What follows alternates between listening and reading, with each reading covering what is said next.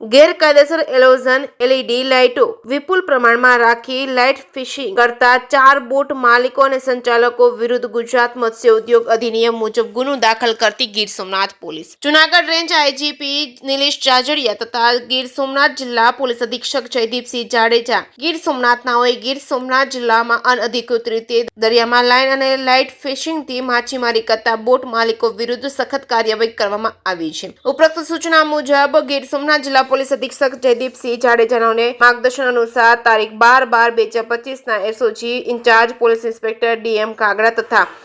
MG Patel police inspector Somnath marine police station તેમજ SOG police દ્વારા Somnath marine police station વિસ્તારમાં દરિયાઈ પેટ્રોલિંગ તથા બોટ ચેકિંગ દરમિયાન બોટમાં અનધિકૃત રીતે માછીમારી કરવા એકદમ પ્રકાશિત એલોઝન એલઈડી લાઇટો વિપુલ પ્રમાણમાં આશરે 50 જેટલી રાખી માછલીઓને લાઇટથી આકર્ષિત કરી માછીમારી કરતા બોટ માલિકો અને સંચાલકો વિરુદ્ધ ગુજરાત મત્સ્ય ઉદ્યોગ સુધારા અધિનિયમ 2024 મુજબ નીચેની વિગતો અલગ અલગ 4 ગુનાઓમાં રજીસ્ટ્રેશન કરાવી કાયદેસરની કાર્યવાહી કરવામાં આવી છે. જે કે સિંહ ગુજરાતી સાથે મહેશ વાજા, સોમનાથ.